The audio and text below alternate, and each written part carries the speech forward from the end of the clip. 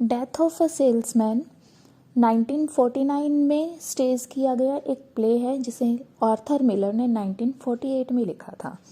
ये प्ले बहुत ही सक्सेसफुल रहा। इसकी टोटल 742 परफॉर्मेंसेस दी गई। ये एक 2 एक्ट ट्रेजेडी है जिसे कि 1940s के न्यूयॉर्क में सेट किया गया था।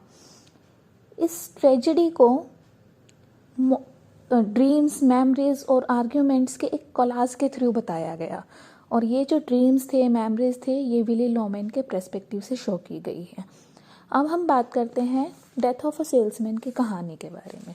डेथ ऑफ अ सेल्समैन एक ऐसे सेल्समैन की कहानी है जो कि बूढ़ा हो चुका है। इस सेल्समैन का नाम है विली लोमेन। ये एक 63 वर्ष का व्यक्ति है। ये एक सेल्समैन है जिसे अब सैलरी नहीं दी जाती बल्कि कि ये कमीशन पर काम करता है। ये अपनी बिजनेस ट्रिप्स के बारे में बहुत बड़ी बड़ी शेखियाँ बघारता है, लेकिन वास्तव में ये अपने बिजनेस ट्रिप के दौरान लोगों को कुछ नहीं बेच पाता। इसका एक बेटा बिफ है जो बाहर काम करता है। बिफ लोमेन रिसेंटली अपने फादर मदर के पास रहने आया है और उसका एक भाई यानी कि विली लोमेन का एक दूसरा बेटा हैप्पी लोमेन है। अब जब बिफ अपने घर रहने आया है तो बिफ और हैप्पी दोनों अपने फादर की मेंटल डिजेनरेशन के बारे में बातें करते हैं। जैसा कि हम स्टार्टिंग में डिस्कस कर चुके हैं, विली लोमेन 63 वर्ष का है और अब उसकी जो मेंटल हालत है वो भी काफ़ी चेंज हो चुकी है। तो दोनों भाई अपने फादर की इस मेंटल स्टेट के बारे में डिस्कशन करते हैं।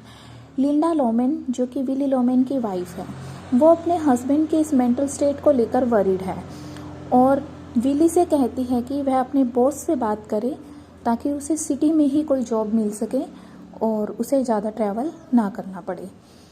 नेक्स्ट डे वह अपने बॉस से बात करता है। पहले उसके फॉर्मर बॉस का नाम था वैगनर, लेकिन अब उसका बेटा हावर्ड वैगनर है, जिससे वो अपने इस ट्रैवलिंग जॉब से होने वाली थकावट के बारे में बात करता है और उसे कहता है कि उसे यहीं पर कोई सिटिंग जॉब दे दी जाए।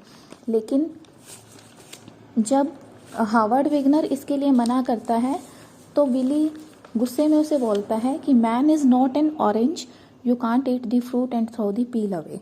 यानी कि मनुष्य कोई ऑरेंज की तरह से नहीं है कि तुम उसे यूज़ करो और फेंक दो। उसके बाद इस पर हावर्ड वैगनर उसे जॉब से निकाल देता है। अब विली अपने पुराने दिनों को याद करता है। जब वह बिजनेस ट्रिप से वापस आता था तो बिफ और हैप्पी खुश होकर उसके पास आते थे, लेकिन आज ऐसा नहीं है। बिफ स्कूल टाइम में एक अच्छा फुटबॉलर था, लेकिन वह स्टडीज़ में अच्छा नहीं था। अब विली लोमेन के पड़ोसी हैं जिसका नाम है चार्ली। चार्ली का बेटा बर्नार्ड बिफ के साथ ही स्कूल में पढ़ता था। वह पढ़ने में काफ़ी अच्छा था और आज एक सक्सेसफुल लॉयर है, लेकिन विली के चार्ली और उसके बेटे के बारे में अच्छे विचार नहीं थे।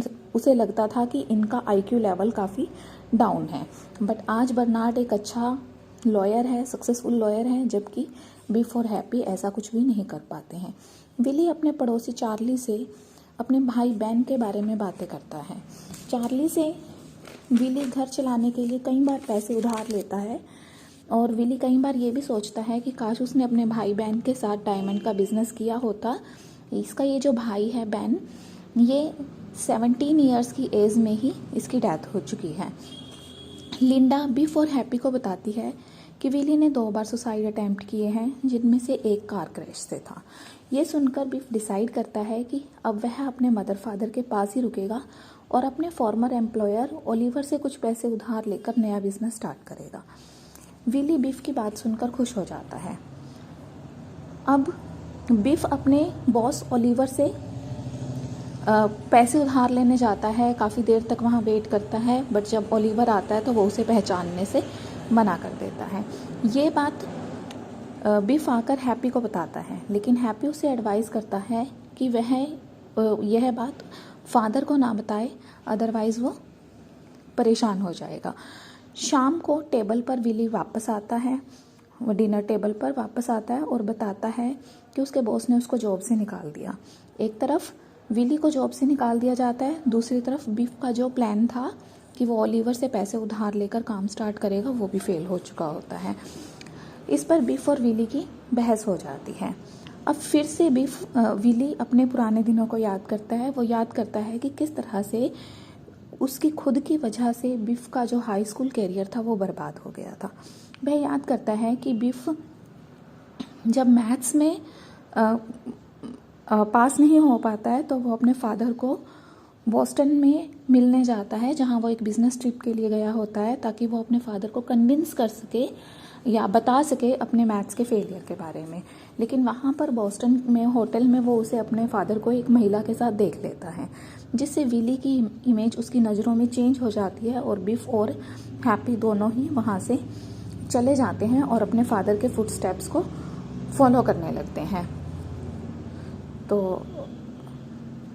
अब विली यही सोचते सोचते आधी रात का समय हो जाता है और घर के गार्डन में बीज बोने चला जाता है, जहाँ उसे इल्यूज़न होता है। वह अपने भाई बैन को देखता है। बैन कौन है? उसका डेड ब्रदर है। तो वह अपने भाई बैन को देखता है।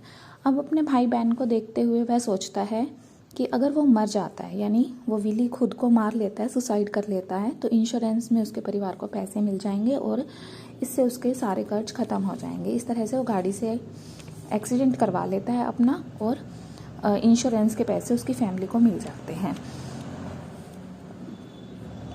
जब उसकी डेथ हो जाती है तो उसकी वाइफ लिंडा सोचती है, लिंडा बहुत लैमेंट करती है अपने हस्बैंड के इस डिसीज़न पर और सोचती है कि विली की डेथ से सारे जो कर्ज थे वो चुकता हो जाएंगे।